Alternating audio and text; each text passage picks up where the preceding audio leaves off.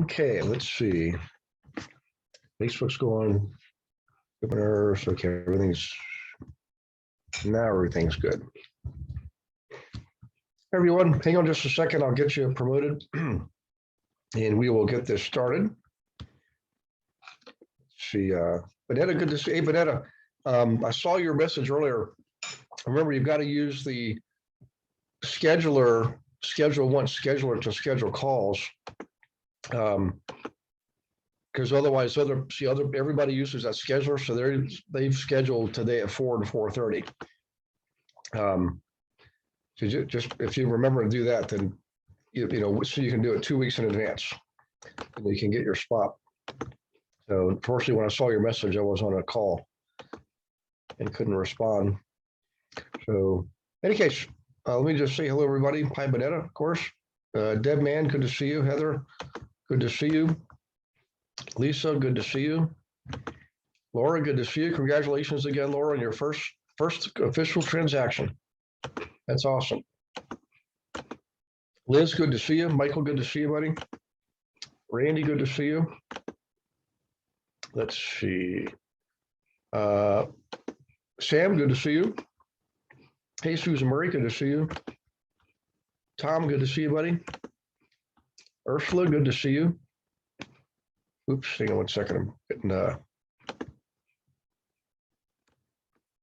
out of sequence here. There. Okay. I think I got everybody. I'll just double check and make sure one more time.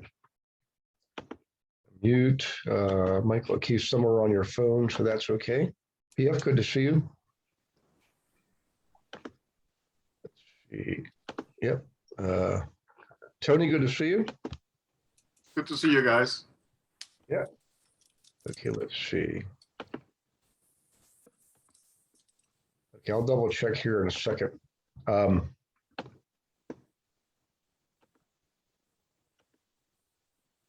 of these I'm gonna try to promote somebody because it didn't go through the first time. Rob, good to see you, buddy. Yep. Okay.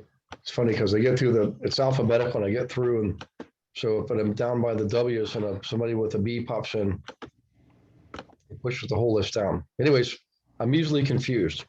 So, okay. Teresa, good to see you.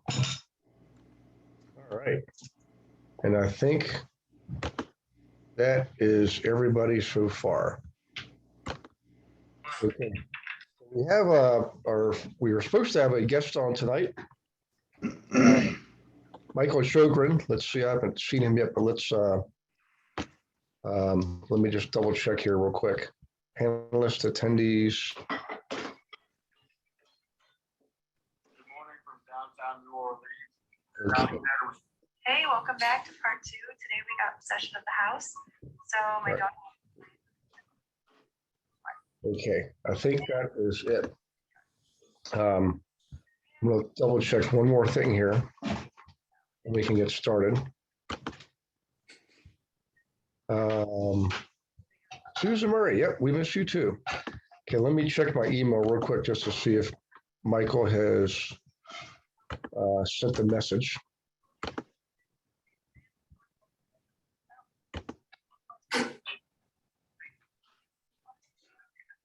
I think I've got his cell phone just in case, but I'll double check here. Hang on 1 second. Okay, he hasn't sent a email. So we go back here and try to text real quick.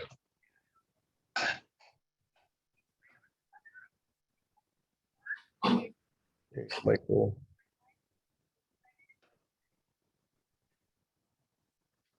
Right, not on there. Let's go back here real quick. So guys, just at ease. We're trying to find Mike Sjogren here. Let's see.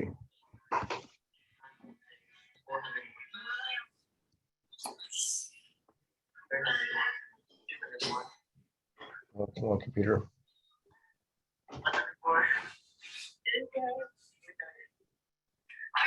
make this one about Right, 508 981 7960.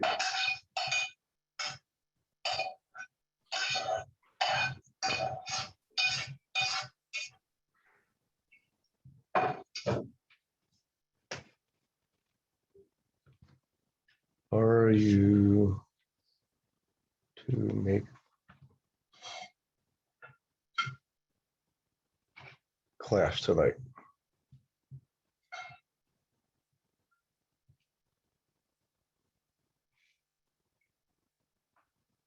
I have you scheduled.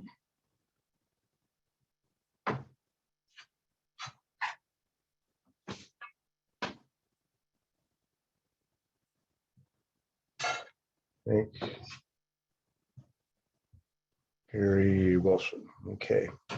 Okay, so we'll give Michael another minute. If not, we'll go to Plan B. Let's go back here real quick. Hey, by the way, while we're waiting, if you have a question on something you want to get clarity on or answers, now would be a good time to do that. So it's just us guys, so we can relax and be ourselves. It looks like we do have a couple guests, so welcome aboard if you're a guest. Elsa, good to see you. Elsa, did you get connected with Jody? While you're looking for answering that, Grace, good to see you. Let me promote you, Grace. Kyle. Chris.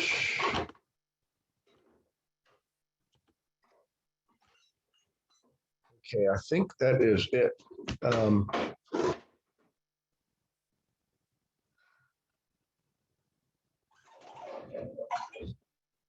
Let's see, that's Mike. Where? I thought Beverly. Come on, computer. And you arranged it. Okay.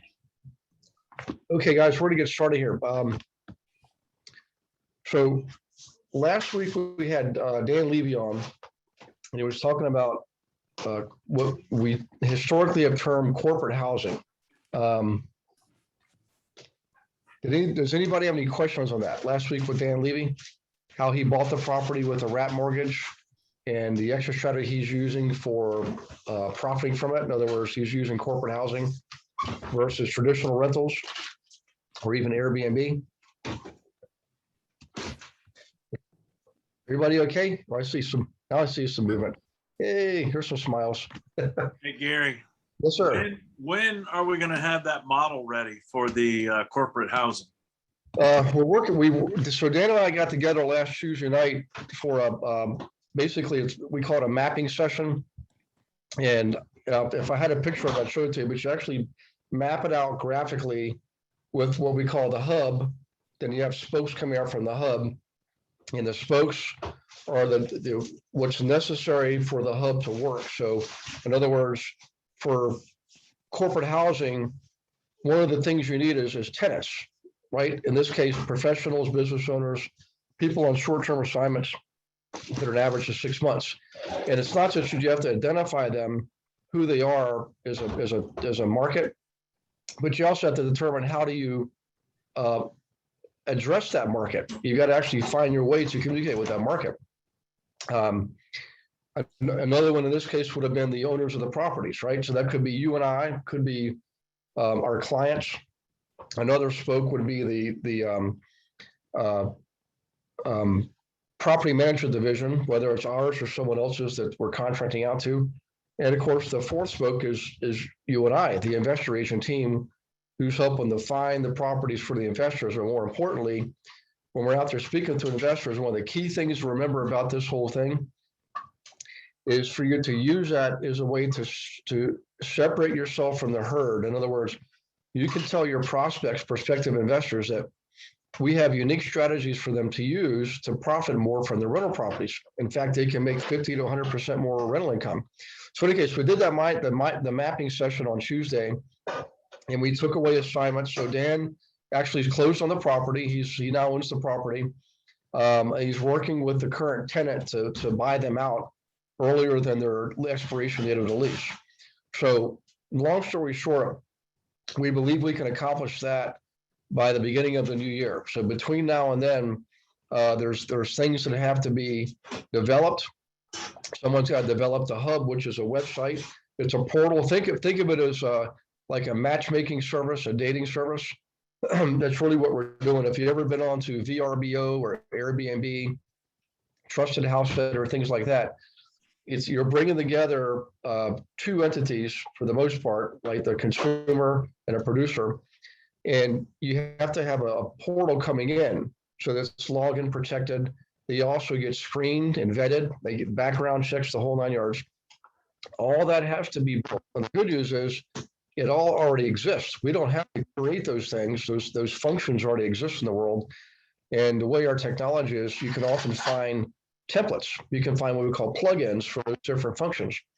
So between now and Christmas time, our job is to identify those, bring them in, pay for them, and then get the thing built. And then we'll do what's called a pilot. Right now, what Dan's doing is called proof of concept. So you just basically do it with one property, handful of tenants, and prove your concept. And it doesn't just mean you prove that the vision works. What it also means is you're creating the proof. You're literally creating the machinery, right? So what I mean by that is a lot of businesses fail because they have a vision and they build the machinery first, assuming that the rest of the world wants what they have inside their head. That's not always the case. So you've proven first that it's a viable concept, but also the other part of the proofing is you're creating the proof of the actual machinery, right? That makes it all happen. And something like this is not that complex. I mean, we've done these things before. In fact, we're creating another proof right now as you speak that has to do with lending, helping you find more money for your investors. We're working on something there. Same basic principle, same model, different entities. So in any case, long story short, we're looking at the end of the year, and then Dan will be able to go live with it, and we'll work out the kinks. And probably by March or April, we'll have something we can get out to the masses. Now, in the meantime, that doesn't mean you can't participate. While Dan's going through this exercise, and I'm going to be guiding him through it.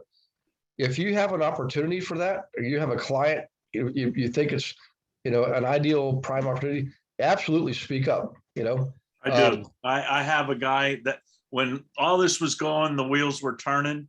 And Okay. I've got a friend of mine who all he does is places people all over the country. Okay. For certain jobs, wherever, the only issue is sometimes, I don't know. I don't know if he does it weekly, biweekly, monthly. I don't know. But he placed me for a month in Seattle, Washington. I was doing a gig out there. And then I did in Fort Myers. I was actually working in the prison system. And he placed me in hotels and stuff like that. I knew I recognized him. Yeah, right. Let me out. But the whole thing behind it all was that because he does this, he'd be a great guy to get in touch with and say, listen, this is what we got for you. Yeah, he's a prime. We absolutely want to talk to him. So recruiters are one of the sources. Remember, I was mentioned earlier, you not only have to identify who what we call your avatar is, your target audience, at least on the renter side.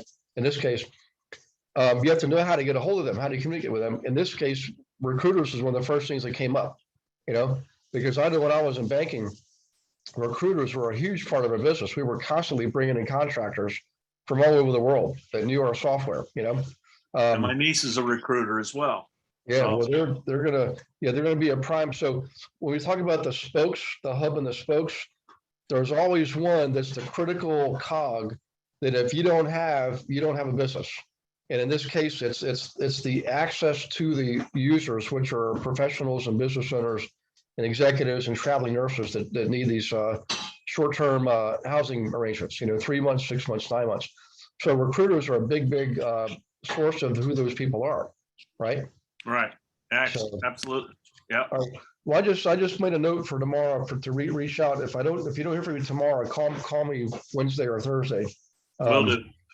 Yeah, we can talk about that. Okay. So, okay, let me see Gary. here. Yes. Hi, Gary, I got a quick question about that. Has Dan or you have identified what is the best situation to get started? I'm talking about where can we start looking for housing stock? Is it in suburbia that is you're more successful of placing long-term corporate, or in metro centers, or inside of downtowns, or close to office parks? Which geographic location? Yeah, primarily, you're definitely going to be in what we call the primary cities. There's primary, secondary, and tertiary. So secondary would be like, what's a small city? I mean, Buffalo's considered primary, although it's a small primary city. But if you've ever been to North Carolina, like Raleigh, Durham, Greensboro, those are secondary cities, where Charlotte's a primary city. And the tertiary cities would be little places like New Bern, North Carolina, Wilmington, North Carolina, places like that. So Like primarily, Portland, Maine? yeah, that would Portland. be a primary. Yep. Yeah. Oh, that's yeah, primary, Portland. Portland would be actually, Portland, Maine. That's a good question. They could either be a primary or secondary, because where it is, it's the only one around. The next closest city is going to be Boston, right? Of any size. So up there, Portland, Maine, that's the big kahuna. But what you're looking for is somewhat of a diversity in industry, at least 3 industries represented. So in the case of where Dan is, he's got military, and he always bring in contractors. Tourism, which doesn't really don't bring in contractors, but it also is Norfolk is like a sub-business center. So you have business travelers, and it does have tourism and agricultural, as well as higher education. So it's a great area for him to be doing this in. Most decent sized cities will always have medical, higher education, and usually either high tech or finance or both. That's really what you're looking for, is a combination. Now, what really helps matters is, and this is true for Airbnb too, if you're in an area that's a combination business traveler, business destination, also what they call a destination town, like Orlando, Florida, is a destination area. People go there all year round for vacation, but it's also a business center. Those are absolutely always the best. Okay. But primarily primary cities or secondary cities or tertiary towns that have at least 3 industries represented. Otherwise, your market's going to be too limited, So good question. Yeah. Hey, So Gary, this is, Hey, Liz. sorry. Hi, how are you? Great. How you doing? Good. Just a quick question for you. Do you utilize Milken's best performing cities list when you identify have you heard of that list? No, I haven't. I've heard of that name, but I haven't used it. So we can. That's a great resource for helping you identify where those industries are and those best, metro areas are for investing across the country. Okay. They put it out every year, and I used to, look at it every year from that perspective, just to see where the markets have been, and they list it based on where they were last year, where they are this year, and what's going on in each of those metro centers across the country. So that's a good resource if people wanted to take a look at that. Yeah, I appreciate that. So it's Milken, Milken. Yeah, Milken Institute, best performing cities. When I get in front of my computer, I'll try and find the link. It's usually a PDF, multi-page report. I'll try to find a link and send it out so that Beverly can send it out with the team for the team. Okay. But that's a pretty comprehensive resource for kind of doing all that analysis in terms of the industries, who's where and where they've ranked from year to year on the investing front, both in small and large metropolitan areas. Yeah. Hey, Liz, is that a paid resource? No, Milken puts it out every year, usually December, January timeframe, and you can get it in just a PDF report. You don't have to pay for it. You usually can just download it from their site, and it comes out like a book, like a a binder. You can put it in a binder and just reference it all year long.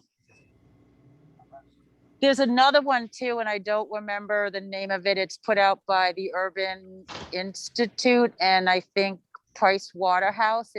It might be a little different in nature in that it does an analysis on the commercial market for apartments and office space and all of that. I'll try to find the link to that one also in case anyone's interested in that. But those are two resources I've looked at for a number of years that kind of help you determine what properties are best in the different locations. And the Milken one is particularly targeted towards a particularly good one.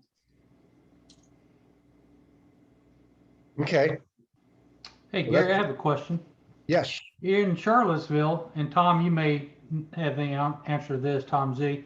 I don't remember last week when they were talking about this. Did you say they should be not where students are housed? Because we have an area here, it's called Eagles Landing. And they're condos, but they rent them out by the room. And each room has its own ensuite, and they share a common kitchen and living room.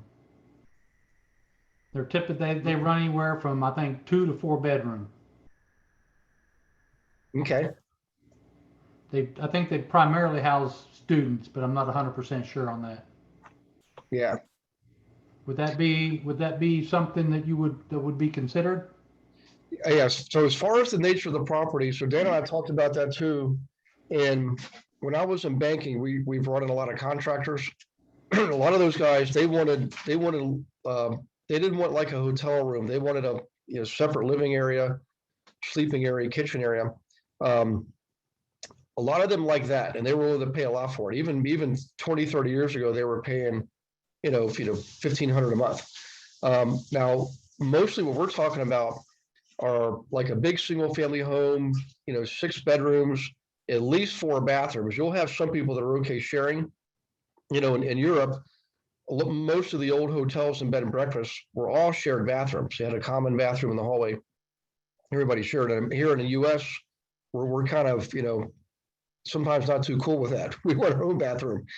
So you want to make sure you have some bedrooms that have their en suite. They have their own bathrooms. Now, other options are like the nice, neatly packaged 2 bedrooms and 3 bedrooms and 4 bedrooms. So while I do like the big single family homes like Dan got, right? I'm also a big fan of multi-family properties, multi-units, because I can do so many things with them. I can rent them out traditionally, put a young couple in there, or a single parent with a child or whatever, 3 roommates. Or I can rent them out if I'm in the right area through Airbnb. Remember, Airbnb is simply a marketing mechanism, right? That they don't get into property management and stuff like that. Whereas corporate housing, you generally do, by the way. So I can do corporate housing with them. I just like the multifamily guys because there's always a way to make money with them, Single family homes, on the other hand, I like them because they're easy to sell.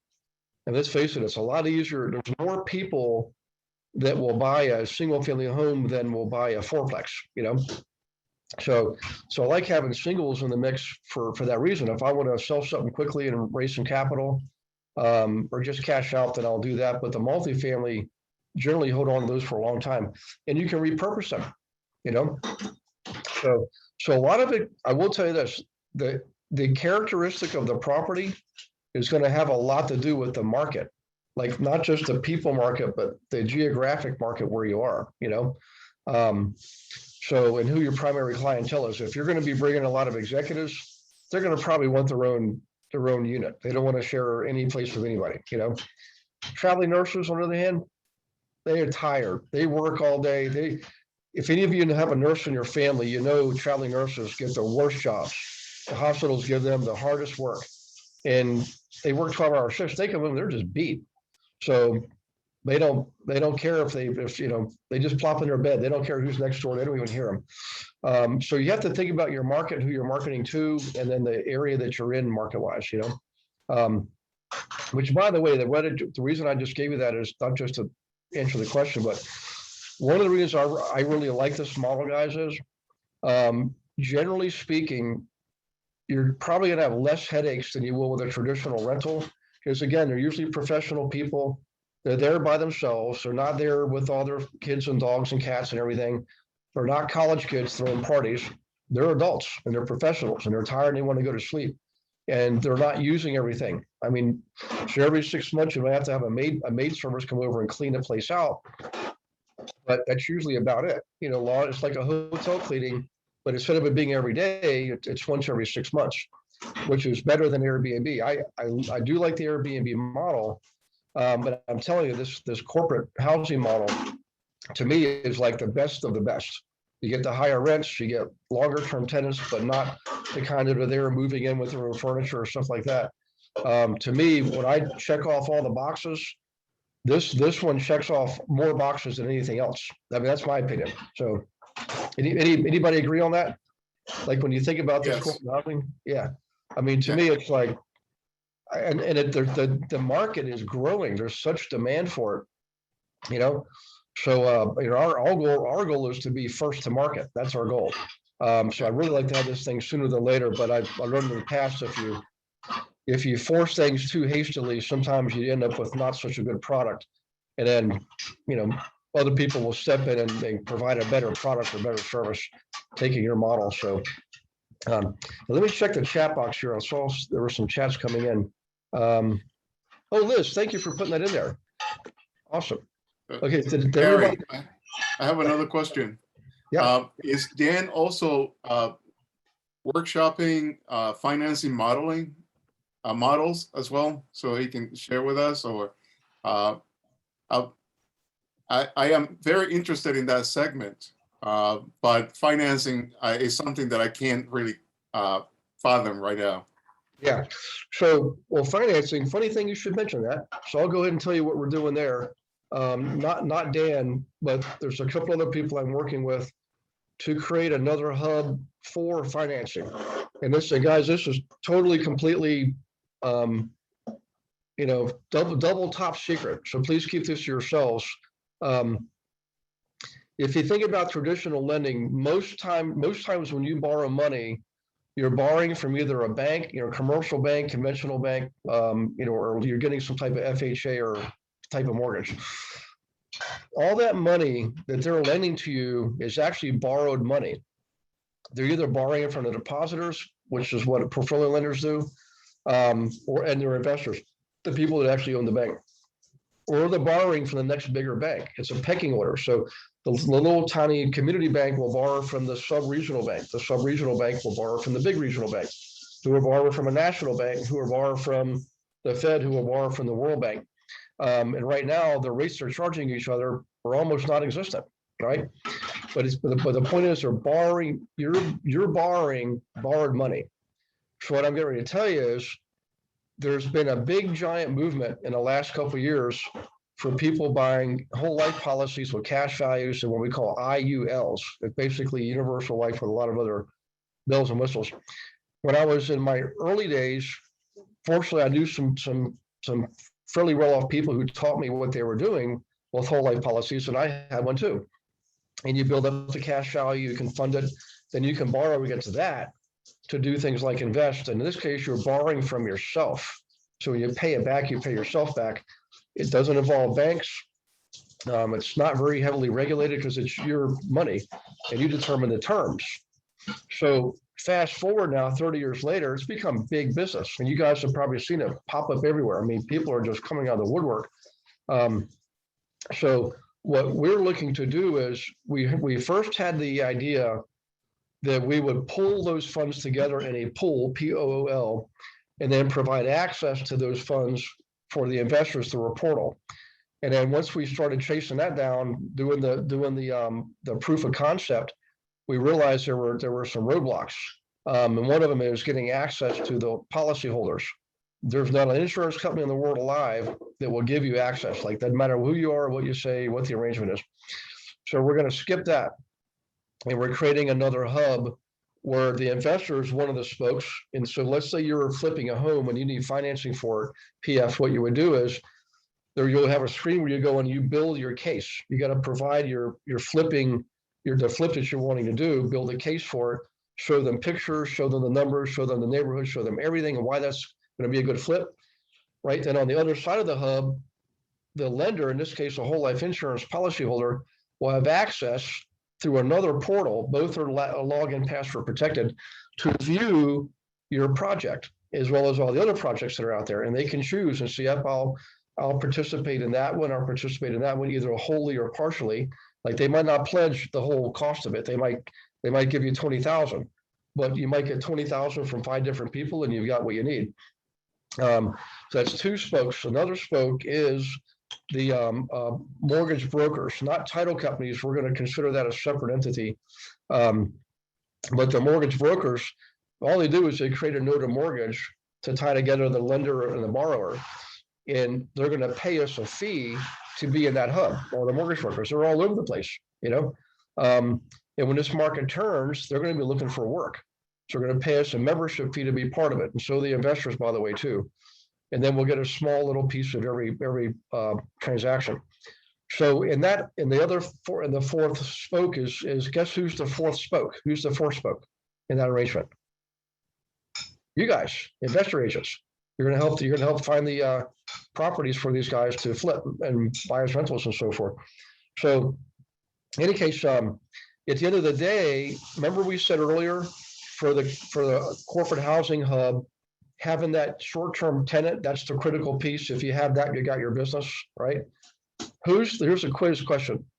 In this latter hub, the financing hub, using whole life insurance policies, who's the critical piece there? Just shout it out or type it in. Who's the one cog? If you don't have it, you don't have a business. The customer? Well, the whole life policy holder. Yeah. Because what's unique is this, we can go anywhere else and get financing. To be able to have access to these guys is a special thing. So we have to build a marketing machine behind it. But the big picture is this, you're not borrowing money that they're borrowing, you're borrowing their actual cash value from their whole life policies. So it's actually a cash-based loan. It's not a loan that gets sold. You know who your lender is from day one. You can work out any terms you want, right? You don't have to do a 30-year loan. You can do a 17.5-year loan if you want to. And you negotiate. So this is going to be an opportunity for your investors to go negotiate directly with the lenders. They might say, the investor might say, the flipper, in this example, might say, I'm willing to give you 12% simple fixed interest on your money payable in 1 year. That means basically 1% per month. And in the lender, the whole life policyholder might come back and say, well, I want 15%, or I want 10%, I want 8%, whatever. Or they might say, I'll take 8%, but I also want 10% of the net profit. You see what I'm saying? So they can be part of the transactions as far as profit share and interest income. But in most cases, they won't be an equity partner. That would be different. So these folks are strictly financial, and quite frankly, they're getting a better rate than they're getting from the whole life insurance company. And the cost of the loan is going to be very inexpensive compared to traditional banks.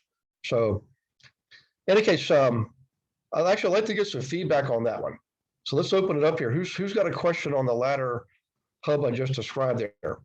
Or even a vote, like scale of 1 to 10, you think 1, it's not too sexy, or 10, that's like a really good idea. You know, I'm really curious. Really, I want to see what you guys think. So don't be shy. I think it's brilliant. All of your hubs. So I just borrowed from my life insurance policy for 4% per year. So how much do we have to pay them? 6 or 10 or what? I'm going to say 10 would be a good number. It's got to be enough for them to, because in their mind, they're taking risk. In my mind, I'm like, well, it's one of the best risks you can take because it's secured by a physical, tangible asset, So So that's why I like it. I mean, heck, I might even do it myself, So, yeah, good to see you, Susan, by the way. So, things are going well in Lynchburg. Oh, you're muted. Sorry. It's really just nice to be back with the team. I missed you guys a bunch. Yeah. Because I was off doing contracts, so I had to be away. Well, I see you're lighting up your scoreboard in Lynchburg, that's for sure, So, Working on it. yeah. Okay. Let's see. This is from Kai. We got some more text coming in. There's a limit to the amount of cash value you have at the moment, not the value of the entire policy. Yeah, so Kai, it's based on the cash value, not the entire death benefit of the policy. Now, since Kai asked a question, I'm going to give you a little bit more intel on this. There are companies out there, primarily life insurance companies, where if you have another asset, like a piece of land, I want to give you an example that actually happened with one of our mastermind students 3 years ago. So they had a parcel of land in Alabama that was right on this highway they were building. I forget what the two towns it was connecting, but the state is building in Alabama an annex for Auburn University, a shopping center, a housing development, low density, high density, recreation area. Well, this guy's father, who was a minister, just happened to buy the property in 1960 something for some, $300 or something. And now it's worth close to $1 million. So they got a whole life policy for the father and the son, okay? And they had an instant cash value, but the cash value at that time was, at the point of when they started the policy, was not enough for them to do any good with it. They couldn't borrow enough to build houses. They bought another piece of property in Georgia, 27 acres, that was owned new construction, new development. So they bought that. In any case, they got a whole life policy using the cash. They got the cash value. They overfunded it, so it had more in it. But more importantly, what the lender did, the insurance company, is gave them a loan equal to the death benefit of the policy. This is probably why Kai was asking the question, not based on the cash value, but the death benefit. And what they did is they wrote the policy so that the lender, in this case, the whole life company, was an additional payee.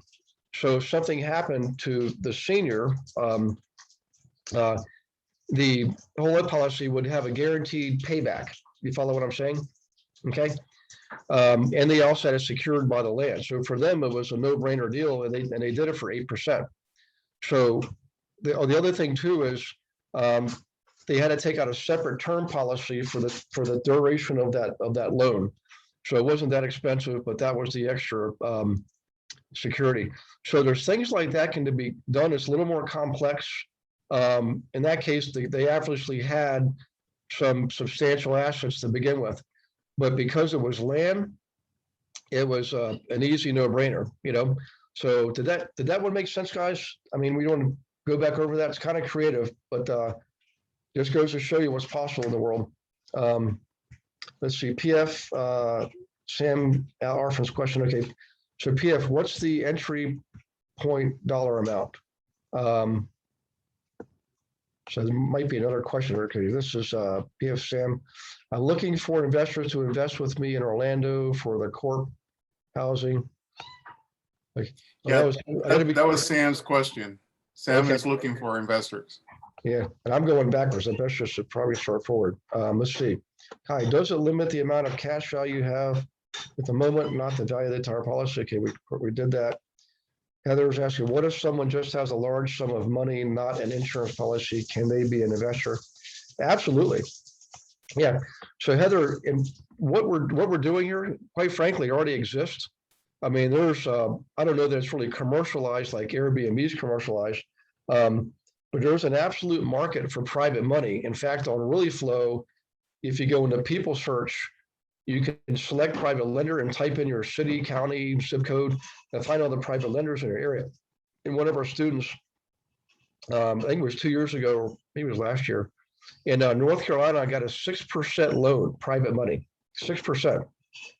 That's awesome, So it pays to know some private investors. And they want to participate in real estate investing, but they don't want to be an active participant. They don't want to see the properties. They don't want to get phone calls. They'll lend money and they'll do all kinds of things, Heather, really creatively. Like again, earlier, they'll give you a lower interest rate if they also get a piece of the profit. You can also make them an equity partner. In other words, they actually have ownership, but that's a whole different world. And that does require more documentation, more due diligence as far as putting together the loan. But the reality is with private lenders, they're going to be far more open-minded than traditional banks will as far as structuring deals. It's going to cost you more, but let's face it, in some cases, that's what you have to do. And a lot of times if people would say, well, how do I really care what I borrow the money for if I'm still making, 20% on my money? Of course, the answer is that's up to you. I tend to want to keep my costs down as much as possible, but yeah, so what we're doing here is really something that's already being done. The real secret is it's the source of the funding.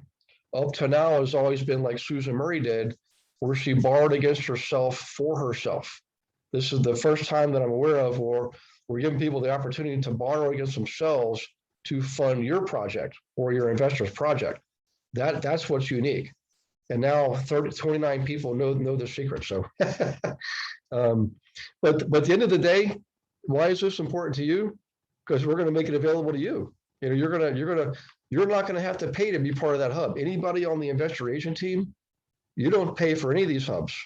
You're actually going to be making commission, by the way, on all these deals. Okay. So it's another way for you to help investors see their way to saying yes to an investment when they otherwise may have said no because the rents were too low or something like that. So does this make sense, guys? Okay, good. I see some of you are shaking. I feel like we should all stand up and dance or something. Anybody want to dance? Who wants to sing? I just finally sat down. Hey, Gary, on Really Flow, you said you can look them up. How did you say to do that? Look up the the private lenders. Yeah. Yeah. Go. So here, let me show you. Let's do share screen. I just had this up earlier, actually. So for all the guests, just kind of hang tight there for a second. Oh, I'm sorry. No, that's okay. No, this is good stuff. So this is why I love once a month we're supposed to do this anyways, which is sort of a open mic. Like we can do role playing, we can do Q&A. We actually haven't done one for quite a while. So this is a Role good playing, my least favorite thing to do. Yep. Well, the best things you can do there, right? Hey, Bonetta's been helping me. Yep. Let me okay, I can't get rid of this panel here. So I can't hit the panel. My taskbar is covering the enter box. I don't know how to get rid of it. Oh, here we go. Try. I never was the sharpest knife in the drawer. I'm sure somebody already had figured that out. Okay, so if you go in there, you log in, and every one of you has your login and password for this. Go into Lead Pipes Premium. And of course, you can get property leads here anywhere in the country, but people leads is what you want here for the private lenders. So you click on people leads, and there's 3 things you can choose: private lenders, people in bankruptcy, or renters. We're going to choose private lenders, and then we'll choose. So Lisa, what's your zip code, or maybe a populated zip code out there, or populous zip code? 97504. Okay, let's see if you got any private lenders. Now, most cases, what I see with these is if you're in a big area, you'll have hundreds of these guys or thousands. Here you've got 40 private lenders, gives you the name and their mailing address. Now, what I would do is send this to the contractor in Pakistan, right? Zach Khalil, and let him do the skip tracing for you to get their phone numbers and emails for you for what he's now charging us, 3.3 cents, guys? I think the more we get, the less he charges. So reasonable, and he's so good. Yeah. Every now and then he'll make a mistake though, Lisa. Somebody was telling me the other day that it was Rob. He got a file back from Texas So somebody in Texas probably got a Virginia file. But I think he's got so much business now. I mean, I guess I'm not surprised if he has a clerical error now and then, but I think if you just email him, let him know, he'll take care of it, very quickly. But for the most cases, everybody that's worked with him, I mean, just I don't know how he does it, but he's been pretty much spot on. I think Deb Warner had an issue early on. Hey, Deb, did you get that fixed? Did you try to do another file again? If you could let me know, Deb, that would be great. But so Lisa, what I would do is, you could even Google these guys and narrow it down to maybe 10 and reach out to 10 of them, if they have a professional website, maybe they'll give you what, if I can make a recommendation, guys, all hard money lenders are typically private lenders, but not every private lender is a hard money lender. So the trick for me is to find the private lenders who are not hard money. They're just like a surgeon who really wants to make more money and put their money to work for them. And they're happy to take 8% with security like a piece of real estate, So I think those are the ones that we would look for, those guys. When I say guys, I mean guys and gals collectively. So did that help, Lisa? Yes, it did. Thank you. I obviously I need to spend more time in Really Flow. Yeah, it's got a lot of great functionality. Yeah, it really does. This gives us such a huge advantage. And guys, I just want to tell you, the whole campaign that we've been working on about getting your investor leads from this system, people have owned the property 10 years or more, and calling them is working. I mean, Chris Latham just sent me a message. Actually, he put it on Workplace too. I think the first time out of the gate, he used the voicemails. There's a script for leaving voicemails. Actually, let me show you where Beverly put that. Hang on one second. So the scripting Beverly has put on a resource page. So let me go out there and I'll show you that while we're recording here. You have to go to the website, realestatewithgarywilson.com. Go into the members area. Of course, you got to log in.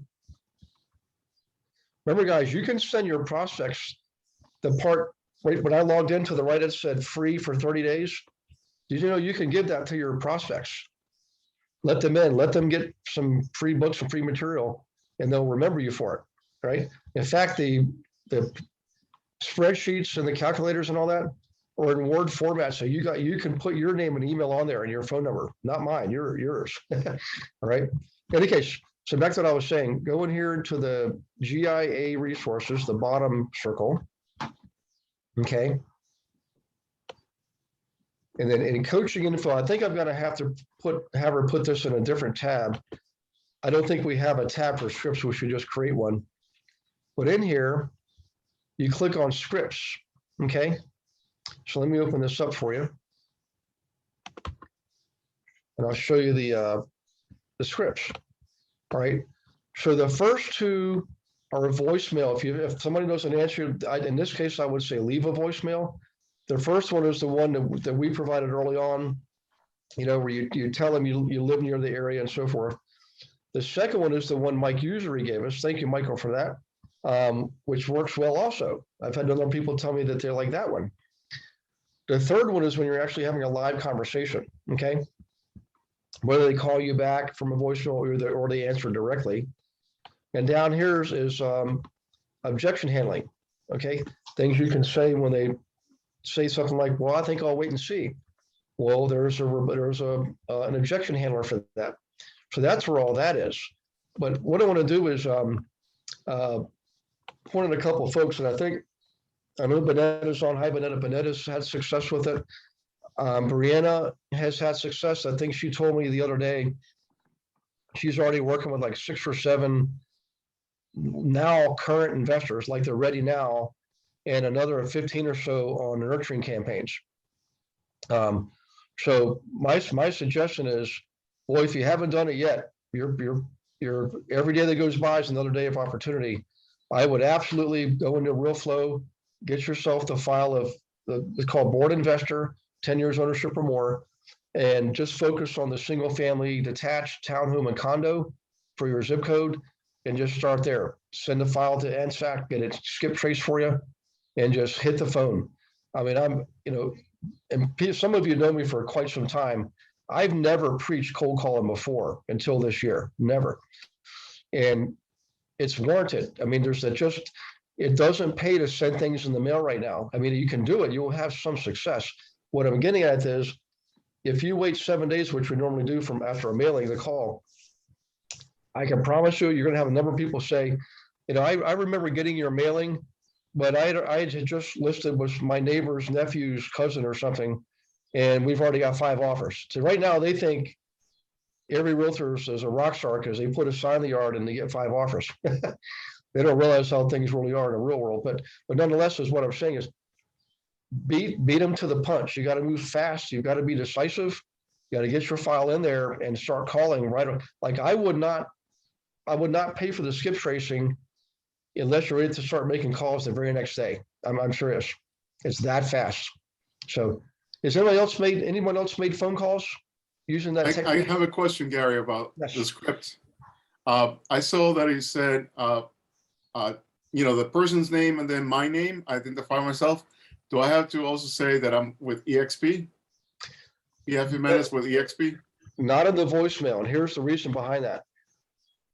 And I haven't read every state's code of ethics, although I've taught in all but 2 states, and I have read them all at some point. If you read what it says is, as soon as you have a meaningful conversation, the key word here is conversation, you have to disclose. So your voicemail, you're not having an actual live conversation. It's one directional.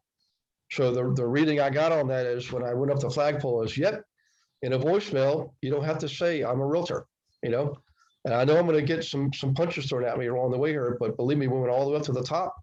And the key word there was conversation. So now if you look here, PF, number 3 is an actual live conversation. You absolutely get them right away. But here's how you do it. Hi, so-and-so, thanks for taking my call. The reason, again, as a reminder, I'm calling you about your property on Main Street. I am a realtor and I'm an investor, and I work with investors too. So the reason that's important is you don't want to just say I'm a realtor and then stop there. No pause, not just go right through. I'm a realtor and I'm an investor and I work with investors too. And we can't find anything out there to buy right now, right? I did my research because I wanted to find out who owns these properties, and of course your name popped up. That's why I'm calling you, just to get direct about it. Would you ever consider selling even just one of your properties if the price was right? And that's exactly how you do it. And you'd be surprised, and I think that Bonetta will tell you, I mean, a number of people will tell you this. These are some of the easiest conversations you can have. They're not angry because their house didn't sell if they were expired. They haven't told you they don't want to work with you because they were doing a FSBO.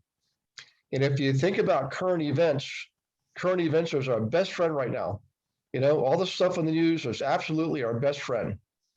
The market's pretty near or at the top, right? Capital gains could likely go up from 15 to 39%. And these are all real things, right? They're happening right now.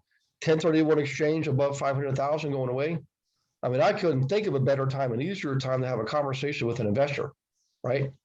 So raise your hand or type in the chat box if you've started calling some of these folks and had some of these conversations. I know Bonetta has. Yeah.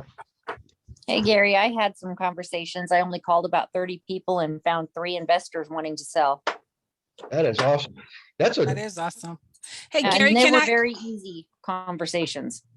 What's that? They were very easy conversations. Yeah, I'm telling you. And this is like Christmas for, I can't imagine it'll be like this again for a long time. So yeah, go ahead. Can I add the reason why you don't want to say you're you're an agent on the call also is because you want them to call you back. And if they think you're just a neighbor or somebody lives by, they're more apt to call you back because they want to be helpful. If they think you're a realtor, oh, here we go. Yep. Well, where I got that script, guys? I partially made it up, but I actually was a recipient years ago. Somebody left me a voicemail like that. And at the time this is going to sound crazy, I actually had nightmares. So I'd wake up in the middle of the night, and the nightmare was I'd forgotten about one of my properties. And I'm thinking, is somebody living there? Are they paying rent? What's going on with this property? Where is it? And so I got this message, and I thought, oh boy. And it was at a property where I had a quote unquote crazy tenant. Anybody ever have crazy tenants before? And I was thinking, what's going on with the property, or what did she do now? And the guy got me on the phone, and I chuckled. I said, you know what's funny? I'm in the business, and what you just did just worked on me. And I said, I'm not looking to sell, but I'm looking to buy, and turned his whole thing around. He ended up, I bought some properties from him, How about them apples? By the way, how many of you have ever had a client that was also a realtor? Yeah, I've had somebody ask me that the other day, and I had one, Century 21 broker, and he didn't even care. He said, I don't even care if you tell people. He said, I'm just so busy. I don't have time to do what you do. And you know what you're doing. I'm just going to use you, So, yeah. Hey, Gary, I spoke to a broker today and she complimented me on calling her. I started calling the list again, and she complimented me on calling her and said, that property I have is already have a tenant in it, and they're on like a rent to own. So next year they're going to close. But I said, you just don't have, these calls are just really easy. Comparatively so. Hey guys, I'll tell you, I already heard it from Heather and Manetta. I mean, I'm telling you, I've been doing this a long time, and it's, current events is your best friend right now. Might as well get and use it. And I gotta tell you, when it does turn, I don't know what it's going to look like. It could be as bad as the last time. Could be almost non-detectable. I don't know. Nobody knows, but I know it is going to turn, and I know this. Way better to be prepared now and build those relationships now, because not only will you get some current business out of it, but now you've got a friend for life. You're into they'll invite you to all the reindeer games. I promise you, you'll get referrals out the wazoo. When you work with a couple investors and they know what you're doing, and keep emphasizing you're part of the team. You've got support. You've got calculators and spreadsheets and methods to identify properties that other people don't have, things like that, which is all across the country. Those are the things that are important to them. You have access to material, so you know how to structure the deals, and we're using them. I mean, Dan's not the only one who's used these techniques. There's others that have used them too. So thank you guys for chiming in. But what I want to do is, I can't help myself. I want to do a role play. So let's do a let's pick. Hey, Chris Latham, can I call on you to help with the role play? Because Chris just sent me a nice message on Workplace about one of your calls. Sure, that'd be great. Okay, let's have somebody else. Let's see if we got a volunteer here. Someone who maybe you think role playing is the worst thing in the world, and that's why you should be the person to volunteer. Let's see. And Lisa, I'm looking right at you. You got she's shaking her head now. I swear you're muted. I can't hear you. No. There. You got to hit your tap your microphone button. There you go. Well, I can't, the screen is only up. I can't, I can only see you. My screen switched all of a sudden and I couldn't find my little square. Wait a minute, where are you here? Well, I'll tell you what, Chris Latham is a really nice guy. He's in California. Yeah, but Gary, I have quit brokerages over this. When it's required, I have quit. Okay. My daughter has to do role play every single day. She says, she laughs at me. I said, no. And I know he's going to call on me, Ashley. And you did. Don't call on me, Gary. That's okay. You're exempt. You got. So listen to this. Say, Laura Janvier, can I ask you to participate with Chris Latham? Laura is brand new, guys. She just closed her first deal. Yes, I am brand new. Congratulations. Yeah. Way to go. Thank you, everyone. That was a good one too. So let me do this. Let me bring the script up so you guys can see it. Okay. That's good, because I look at the script every time I call. Yeah. So let's do this. How about, so Chris, you've already made calls. Can I make you the consumer, Chris, and I'll have Laura be the investor agent? Sure. Okay. So Laura, you're going to call Chris, all right, and go ahead and jump ahead to number 3. That's where you have an actual live conversation, because leaving a voicemail script doesn't really, it's one directional. So Laura, you're going to be the investor agent, and Chris is going to be the consumer. Okay. So you go ahead and read number 3, and then Chris will give you some kind of response that's going to hopefully challenge you. Okay. Okay, let's see if I can do this. Okay. So, hi, Chris. Thanks for calling me back. The reason I called you about your house at 123 Main Street is I'm a realtor and I'm also an investor, and I work with investors. Have you ever worked with an investor before? Yes, I'm an investor. Oh, okay, great. So we can't find anything to buy right now, and it's been difficult. So I did my research to find out who owns the rentals around here, and your name came up. It looks like you obviously own one or more properties. Would you consider selling even just one of them if the price was right? Well, as a matter of fact, we just sold a couple of our properties, and I might be interested, but I think we might have sold a little bit too early. I'm thinking the market might still keep going up. Okay, and do you mind if I ask you, what was the price that you sold your property for? Well, we sold 4 properties, and they were all above 300,000. Okay, that's great. And so what made you want to sell your properties right now at this time? In that particular area, we were kind of tired of being landlords. Okay, great. And so are you looking into buying other properties right now, or what are you going to be doing with the equity? Yes, we are in better Class A neighborhoods. Okay, so I would love to help you out with that. If you're interested, I could set you up with another call and we can do a consultation. Well, all right, but what about this original property that you're calling me about? Right. Okay, now I'm freezing. That's okay. I'm sorry. Hey, Laura, you actually did awesome for a brand new agent. And I'm sure this is your first time role playing. I mean, can everybody give her a hand? I felt like that was not great, but I kind of froze. Yeah, that's okay. We'll take you to Vegas for the annual conference, and we'll all buy you a drink, and then you'll be nice and relaxed after that. So, hey, so here's what I would suggest. Practicing the scripts is really important, even if you read it to yourself or go and stand in front of a mirror or something like that. So when Chris first spoke, he made the comment, we think we may have sold a little bit too early. We're not sure if we want to sell the other, something like that. So what I would do is, and I don't know if this is all in the scripting or not, I think it is here, but if we do feel like we're near the top of the market, right? So clearly Chris he may have felt that way last year when he sold. And we know there's discussion in Washington, D.C. about raising capital gains. It seems to me the waiting and seeing could create more downside risk, right? And as well as diminish the upside potential. In other words, if the market does go into a correction, and we all know it will, we just can't tell the exact day, likely values will go down. And if Congress gets its way and they raise capital gains for 15 and 39%, my gosh, now you've got a double whammy. You're going from being able today to sell high with low capital gains tax versus in the future, likely prices, eventually going to correct and go down and yet pay more in taxes. So I would, practice the scripting and just think about current events and use that to your advantage. Okay. And you get used to it. Honestly, eventually, believe it or not, I did not do this early on, guys. I mean, I was just like Lisa. To me, it was weird. It just felt weird, right, Lisa? It did. Yeah.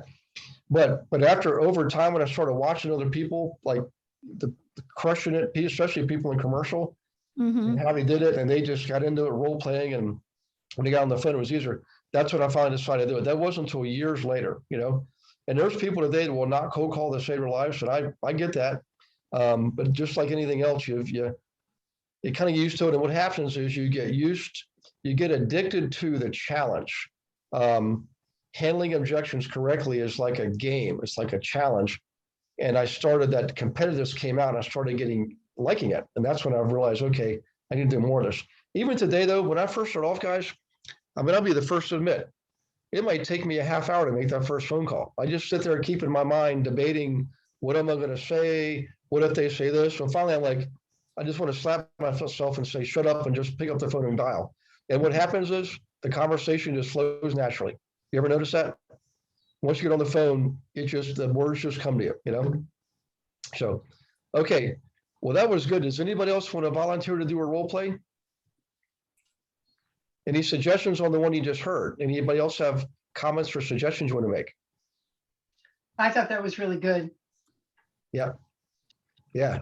For being right out of the gate like that, man, I tell you what, that was that was pretty impressive, Laura, you know? So Okay. Gary, I thought it was good also. I also have a non-occupant owner script that I will share with you that maybe you can share with the team. It's not mine, you know, it's rip off and duplicate, but they have some great questions here. Like, is this a rental property or a second home? How long have you owned the property? Like some questions, some follow-up questions that you could ask to keep the conversation going. I will send it over to you. I'll copy it and send it over to you so you can share it with the team. Well, you know what you can do too, if you want to, but you can also, I mean, definitely do that, because we can have Beverly put in our, you know, the GIA resources. Right. Just for the, But that's what I mean. That's what I mean. but you could also put it on the workplace, GIA workplace page, you know? Okay. I don't know how to do that. Yeah, if you go and you just create a post, just like you create a post on Facebook. Oh, it's a sheet though. It's a whole sheet. Oh, gotcha. It's like, let me show you. Okay. It's a script. It's a script. You can make it a PDF. You can scan it with your phone, or if you have a scanner, do it that way. I can just scan it and send it to you. Yeah. Or send it to Beverly. That's what I was thinking. And then that's what I mean. She can share it with the team. Okay. That sounds good. Thanks, Banana. Okay. All right, guys. I guess we've accomplished what one of the accomplishments. Does anybody, any questions while we're here? Anything you wanted to discuss that we haven't discussed? Let me do a stop here. Where you got those written scripts? The one that I used was from the June 10th thing, and I didn't see how you got there so fast on your website. Oh, you're talking to me, Chris? Or yes, please. When the thing we were just looking at, I didn't see how you got there so fast. Oh, I'm sorry. Go into the, okay, let me go back here. Sorry, I didn't understand you first, but now I do. So let's, first thing is let me go back to the beginning. So once you click on the website, the first thing you want to do is go to members area, upper right-hand corner. So you click on that.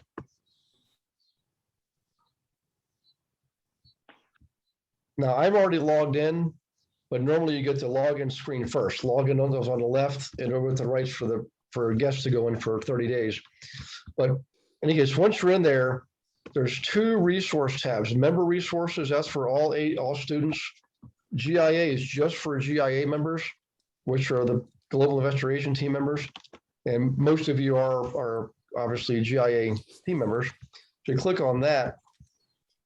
And then in here, Chris, if you scroll down, right-hand column right in the middle, and I think we need to make a separate tab because they put it in coaching thinking that was the most likely candidate of the existing tabs. But if you click on that, and these are things you can get from their script, the scripts docs, that's the one you want. So you just simply click on it and download it. There's other things in here too you probably do want. These are measuring and tracking charts, you guys, okay? Okay. Yep, that's where they're housed. So these are great ways for the folks that are really into tracking and measuring. And I again, it's one of those things I learned over time, and now I swear by it. I mean, when you know your numbers, it's so easy to determine what's necessary to achieve to reach your goal. So if you know to get to the closing table and collect the commission, took 57 phone calls, 10 conversations, 2 appointments, and 1 contract, and you want to have 5 transactions, and you got to make 250 calls. It's just stuff like that that helps you understand what your plan should include going forward. More importantly, if you're looking to grow remember, one of the big parts of this whole team is to not make it the Gary Wilson team, to make it your team. You build your own team out of this. So like, in other words, you're learning two different things here. You're learning the academics of what I'm teaching, whether it's how to analyze a duplex or do a marketing campaign for the booklet, for example. But there's also the observations that you're making and what I'm doing with the classes and each of you on the one-on-ones, because I want you to build your own team and your model. Okay. Yeah. Build your legacy and, let your dream come to life. Sometimes it's just a simple matter of just saying, you haven't being fed up and so I'm going to do it. Now I'm not saying everybody has to do that. If you're happy being a solo independent agent, absolutely keep doing that because it's working. But the way this is set up is it's meant to be replicated, self-perpetuating, so that we grow the network. For me, it's all about the network of all of us all over the country, working together, combining efforts and doing things like the gig groups and some of these hubs that we're talking about. None of this would be occurring if we hadn't set this up. So think of it how you can use it for that, the concepts and the principles of this team building and networking for yourself too. Wherever you are, you can be the go-to person, and I promise you'll have people calling you, and your network will feed you. Your sphere will feed you. Hey, by the way, I'm gonna get going, but I do have a question here. Speaking of sphere, so show of hands if you don't mind, or just unmute yourself and chime in. Have you called anybody in your sphere during the month of August? Because we've now got one day left in August. I just want to get and this is not a test. I'm not looking to beat you over there or anything. I just want to get a rough idea. Okay, so Bonetta, so I see some nods, no. And what's interesting is, and Susan, I'm going to kind of call on you a little bit. See, Susan hadn't called her sphere, but you know what? I know Susan's been extremely busy. It's because her sphere is feeding her. Am I right, Susan? Like constantly feeding. Yeah. Yeah. Barry, I'll tell you the truth. Think about this. You don't have to tell me now, but what would really help me so much, because you know how much I struggle having a schedule. If you would write out sort of a schedule for me, like what you were just talking about with the numbers, like if I were required to do that every week, to turn it into Jody or Judy, or, like we have to turn in our screenshots. If I'm required every day, I almost need like an outside boss to tell me, because I know what I need to do, but I haven't been able. And if I can psych myself out to think, okay, I have to do this for my job, then because I don't do stuff for me, I give away all of my days for everybody else. And I don't, if you would just set up a task list, but also to do this, because the reason I haven't made my calls is I've tried 4 times now to get my list to the skip tracing guy. I always get bogged down at the end. I've never been able to complete that. So a checklist of how to do it and exactly what I should do every day. Like that's my job, or I'm not going to be on the team. You have to do this or you're not on the team. Okay. I know that's a big request. No, that's okay. And I know some people need that, Susan. Some people, they tell me, Gary, please get the baseball bat out and hit me with it. It was in the stuff when I signed up, like you have to do such and such, make calls, but then I noticed that no one was really required to do it. So I just didn't do it. Well, it's really an independent contractor business. So I know. I totally understand that. Yeah. But like when someone was like, when you give me that feedback, that I know for you, that's what I got to do. Is other people though, they're just so independent. Like some people I never hear from, and yet they're just putting numbers on the board like crazy. Everybody's different. So it takes time to learn the dance. Like we're all different. So it's the chemistry, it's the dancing. You step left, I've got to step right. So one thing I'll ask you is I absolutely will do that if you promise me one thing. What's that? Next time in Lynchburg, you buy me some ice cream. I will be so happy to do that. So in any case, it's been a long time since I was here, but what I want to show you, Susan, right here, where it says coaching investor agent marketing. Oh, sorry, the next one. Coaching marketing campaign tracking form. Here, let me bring it up. And I'll show you this. What I want you to do is as an assignment, and if everybody watching this, I'm telling you, if you're looking to really move forward. Now, this is a real simple version of it. Track your most recent transaction from start to finish. And the only reason I'm saying this is I can give you my numbers, but everybody's numbers are going to be somewhat different. Like 1,000 phone calls for Chris Latham might generate different results than 1,000 phone calls for Teresa Green, right? So the interesting thing about this tracking and measuring is it's actually your numbers that we're using. Does that make sense? This is for one particular client, you're saying? Yeah. One So like here you got 12 potential transactions. Just write down how many people let me move this over here. What did you send out? When did you send it? How many people did you reach? How many responses did you get? How many people did you actually connect with? How many people did you convert? How many other contract? That's per campaign. That's just one of them. Let me go back here. There's another one I want to show you. I don't think that's it. Hang on one second. Let me go here real quick. I don't know if that chart's out there, but I'm going to find it here real quick. Tracking docs. Here we go. And this one I got from Louis Racette. If you guys remember Louis, he was a pretty awesome dude up in Canada. And here it is right here.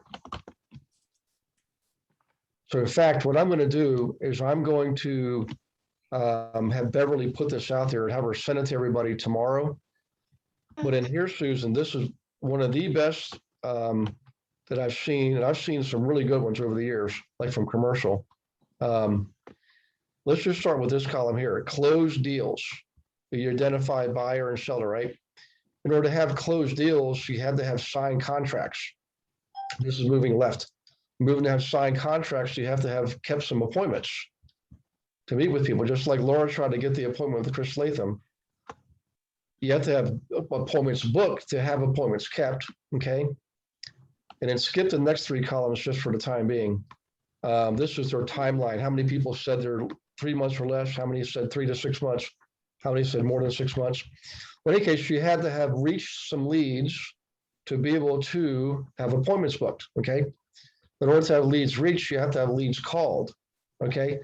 So you had to call 100 people to have 15 conversations to get 3 appointments, okay? In any case, to get the leads called, you had to actually generate the leads. So maybe you got the list from RealFlow of 500 investors. You got the numbers from ANSAC. You called, or say 1,000. You called 1,000 of them. That's actually 10,000. Let's say you called 1,000. You sent out. You had a list of 10,000 people. You had 1,500 people that you called. Now, let's say you called all 10,000. You had 1,500 people that you reached, okay? And they all had different timelines. Out of those 1,500 reached, you set appointments with 300 of them, okay? And some appointments get broken, so you kept 200 appointments, okay? Now, the 200 appointments, you got 100 signed contracts and 50 closed deals. The whole point is you work your way backwards all the way to the left, and it tells you exactly how many leads you need to generate to go all the way to the right to get a closed deal. Mm-hmm. This is one of the most comprehensive, one of the best forms I've ever seen. And I absolutely endorse it and ask you guys to use it. If you're already performing and you're not doing something like this is a great thing to do to help you track your numbers, so you'll know exactly what you need to do. And then when we do the planning exercise, you'll know that you need to spend 2 hours a day making phone calls. So Susan, does this help what I'm showing you here? Kind of, sort of. I know I need to do this. I just never get to it. Well, I tell you what, let's definitely have another call when it comes to the planning part, because I know what you're going through. Just so everybody knows here, Susan's one of the top performers on the team. With the first, I think she was the second or third person to cap. And because she's been in the business a while, her sphere is feeding her. She doesn't even call her sphere. The sphere is calling her. Mm-hmm. And I'm telling you, so Laura Janvier, where you are right now, you're pushing a cart uphill and you're having success. Good. That's the congratulations on that. But I'm telling you what, in a matter of a few short years, you won't have to spend any money on marketing. Your sphere will feed you. Your database is your gold, flat out, absolute, 100%, no doubt about it. Does it take time to get there? It sure does. And you get to determine how much time it takes, whether you're full-time, part-time, more than full-time, or a complete maniac like me. Okay. But I would tell you, you want to work towards building your sphere and maintaining it, because life's going to get a lot easier. You're going to make a lot more money for every hour you put in the business. And any veterans, anybody want to chime on that?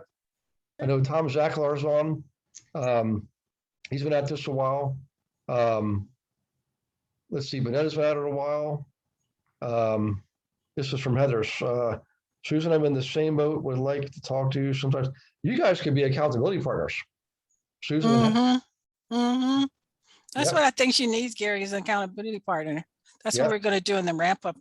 And that will be more personable than Gary, because the accountability partner is going to have to just focus on you. Gary got too many of us to focus on. So what, Gary, before you get to that particular counting, is there a sheet? Did he send you a sheet where you can X off, okay, I made 100 calls a day and I talked to 15 people. And then if you do that every day, by the end of the month, then you can put that in there. Because that started like monthly. Yeah. Have you, did he have one of those, or have you seen one of those? Yeah, the monthly tabs, January, February, March, April, May, all the way through. And there's some other forms I can show you, Bonetta. There's some pretty advanced coaching stuff I can share with you, but it's geared towards commercial, and you literally you track individual prospects. I mean, every single conversation. But when you're dealing with commissions that are, $100,000 and $200,000, absolutely, you're going to do that level of work, So, in any case, yeah. By the way, this has all the different marketing you can do in a separate tab. Can I ask you, because when I was looking, as you were talking about that particular, where you could find that one, I didn't know that exists. That's great, because I'm getting ready to do the ramp up. And so I'm going to need some of that. But I also noticed that you had a newsletter in there, and I just had somebody on Fiverr create one for me, but it wasn't for investors.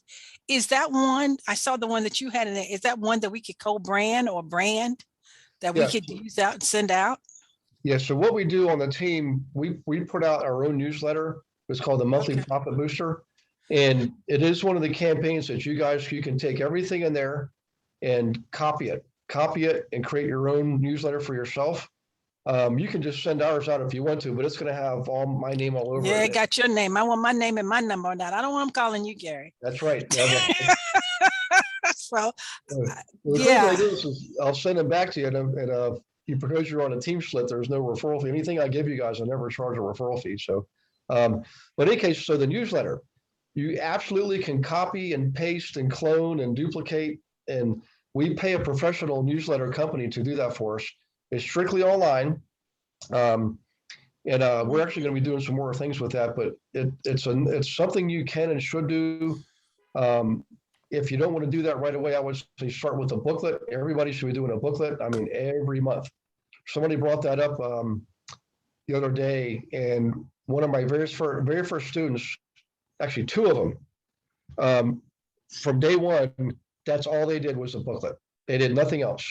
And one guy I ran into in San Diego 2 years ago when I was out there teaching, and I even remember, he told me he had long hair before, and now he was a fireman, he had short hair, whatever, but he said, Mr. Wilson, I just want to tell you, I still send out 25 booklets at a time to my fellow firemen. He started years ago with that. It's actually how I become a fireman. And it led to him in the November before I saw him, this would have been 2018 November, his last batch of booklets for the year, he actually hit 1,000. He turned 25 into 25 deals. I never saw anything close to that. Ever. Just hit it out of the park. Now it took them 4 years to get there. 4 years to hit 25 out of 25. but that's the power of the booklet, right? So most cases you'll get 3, an average of 3 per round of booklets. Once you're up and running. Another guy in Albuquerque and Santa Fe, he was in Santa Fe and drove down to Albuquerque to see me twice. Same thing. All he did was a booklet, and he had a regular following. Never had to do anything else. That's all he did was a booklet. If you remember Christine, who I had on a few months ago with the client Benny, she said she only did 3 things I ever taught her, just 3 things, and that was it. So remember, you don't have to do everything. I would just you should definitely be doing a booklet though. I mean, that's my personal opinion. You should definitely be calling these folks, right? Absolutely. And long term, as I think you should have your own investor group around you. That one thing right there, that'll open up so many other doors for you. So, and I'm not saying don't do the other things. I'm just saying those 3 things right there. That's what I did. Everything else I did after the fact, can learn these things and had success with them. But the reality is it all started with those 3 things. So, Hey, Gary. Yep. I need to understand that booklet program better, so I'll go in and check that out. But on my thing, when I log into your site and I go into the members area, there's only one booklet that's available to me. All the other ones have a red thing on them that say that it's not available to me. Let me go back up to the website. Hang on one second. Well, I think there's only one booklet in the marketing campaign. Hang on one second. Let me go GIA resources. Maybe you're looking at the courses to complete. Yeah, so Lisa, are you looking here in the investor agent training program, or are you over here like in the members resource area? Well, the only one that's available in here is the first one. All the rest of them are unavailable. And then I go into the members resources. What booklet am I supposed to be using and personalizing to send out? Yep. So you go into that members area, and then you want to click on the marketing tab. I obviously haven't spent enough time in here. That's okay. There's a lot here, guys. There is. Yep. So each one of these is a separate marketing campaign. They're in alphabetical order. This right here where it says download first, you want to download that and read it. It tells you what campaigns go in what order, okay? And you'll see booklets in the first level wave of activity. So if you click on here, go into the booklet campaign, it actually gives you everything you need. Like there's the written version of how you actually do the booklet. There's an audio video version of how you do the booklet. This is the booklet. No, sorry, this is the checklist for the booklet. How do you actually do the booklet in bullet form checklist, and then the actual booklet itself. So, and it's okay to do it with my name and take yours off. Yeah, you have to, definitely. Yeah, you have to put your name on it. And now we'll tell you, anybody that wants to do the booklet, I have a database of about a dozen of them for different purposes. Engineers, dentists, ones with flips in them, ones with rentals in them. And you can definitely, I'll send them to you.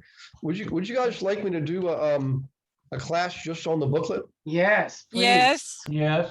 Okay. Yes. Okay, let's do that. That would be a good refresher.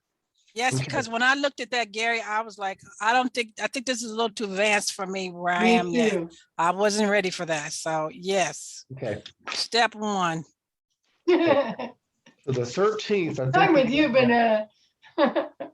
actually, we do have we got a really good guest coming on the 13th. The next Monday, there's no class. Oh, okay. But the following Monday, the 13th, Heather Dreves is coming on. She's going to talk about financing. Okay. So you definitely want to be on that one. On the 20th, I think on the 20th, we'll do Eddie Picasso on the 20th is going to show us how to do texting from KV Core. Okay. Mass text. You guys definitely want to see that. Okay. That'll save you you can send out 1,000 texts, and each one is personalized, right? And the messaging is recorded on their contact record in KV Core, including their responses. I think that's just off the chart, like space age technology. There's no other system I've seen does anything close to that. And it connects with your phone number. So on the 27th, then we're going to do the booklet. Okay, sounds good. Yeah. Hey, Gary, when you do that, can you also include where the resources are for these different, like dentists and lawyer and teacher and fireman and all that? Can you, let us know where we can find that information? Because we want to, of course, gear it towards the niche market that we want to go for. Yeah, definitely. Well, there is a podcast out there. If you look on if you go to the podcast page. Podcast page. Yep. So let me go out here. Gary, there's so much information in here, you're making my head swim. I think let me go back out. Let me take this off here. Okay. So if you go to the home page, click on podcast. Okay. And Brian Devine is the guy's name. He's a marketing specialist who focuses only on dentists. And so if you go in here, he's going to these are the latest ones. So you go down to the bottom, there's a couple of hundred of these now. I think if you click on more podcasts, when you scroll down,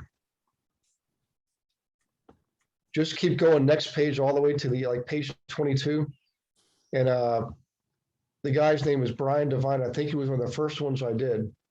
In any case, I don't know if there's a better way to search for his podcast. I don't know what I just clicked on, but this is some of our stuff. Financial wealth management, investment advisor. Oh, they must have categorized the podcast. I don't see anything about teachers on here. Hey, this is pretty. I didn't even know we had this. You guys are right. You're not kidding. There's so much stuff out here. I don't even know what's on here. This is pretty amazing. Look at this stuff. Financial wealth management. That must be somebody's podcast. I'm not sure. But in any case, Brian Devine is the podcast you want. Okay. He's the guru on working with dentists. I just happen to know what I know about dentists because they were some of my first clients, and I just learned the School of Hard Knocks way. So in any case, I'm not even sure if we can search by name. And that's something completely different. In any case, just remember Brian Devine, just like the word says divine. And I was in a mastermind group with him together, and he agreed to let me interview him on our podcast. So another thing, and I'm going to get going after this, guys, but I want to show you something real quick here. Oh, it's 8:30. Yep. So let's do this. Let's do simply Fairfax County. Doggone it. I'm going to show you how easy this is. Fairfax County. Why is my typing so messed up? Fairfax. It's auto-populating. Yeah, I don't like this. Okay. Okay. Fairfax County, Virginia, Dental Association. Oh. Let's see who we have out there. There you go, Northern Virginia Dental Society. Okay. So we go to the website. This is the kind of stuff I did in the early days. This is how I found out how to actually become a member of these groups. You find out when their next dinner is. Look at this. Here you go. Annual membership dinner meeting and installation of others. Registration deadline extended to 9/2/21. So let's click on that. And I did exactly this, guys. I would literally sign up and pay the $40 and go to their dinners. Okay. And go in as a vendor and walk in there and meet everybody I can meet. And I did not sell a single thing, but I made a lot of relationships start there. And believe me, it'll take you some time, but once you get one in that group, you got the rest of them. I can promise you that. You know, that's exactly what I would do. And I'll show you another little neat trick here. Check this out. Just remember this. Association of Association Executives. Sound like a pretty important group to be involved in? Mm-hmm. Association of Association Executives, American Society of Associations. Click on that. And I won't have a lot of time to go through this. I just want to show you this. You can find out all the different associations that are members of the Association of Associations. So you click on resources, for example. Okay. Resources by topic, 3 ways mid-level staff can help advance association research. Somewhere in here, I was able to find their list of the associations. I just can't remember what one it was, but you can advertise with them. You can become members. There's all kinds of things you can do. Individual membership, organization membership, directory, member directory. You got to log in, but create an account. If I was you, I would do this because that's exactly what I did. And you'll be able to get access to lists of memberships. Okay. Pretty amazing stuff. Hey, Gary. Yes, sir. I figure out how to find the Brian Devine podcast. Oh, did you? Yeah. So when you're on the podcast page, right under your picture, you see iTunes, Stitcher, Google Play, and then archives. Click on that. Okay. Click on archives. Let me go back here. You said underneath my picture? Yeah. Let me go back to the scroll up. Up. Yeah, there's the word archives. Ah, okay. Yep. Archives. And then on most computers, you could do like Command or Control F for find. Oh. And then you could do a search for Brian Devine or Brian Devine. Oh, and there you go. They will bring you down to it. There he is, Brian Devine. Oh, that was easy. So episode number 55. Brian Devine. Yep. Okay. Well, we're full of all kinds of good tips and tricks tonight, huh? Yeah. So, okay, guys, I'm getting pretty hungry, pretty tired. Anybody else? Mm-hmm. You might want to join me for ice cream. We're down to 16 people now, so you guys are the diehards. Gotta go. Thank you so much. Yep, I think everybody's saying that. Gotta go. Good night, everyone. Yeah. Okay. All right, you guys, listen, have a wonderful rest of the week. God bless you and your families. No class next Monday, but I'll see you on your one-on-ones, and we'll see you the following Monday on the 13th. Okay? Thank you. All right, good night, everyone. Bye. Bye-bye.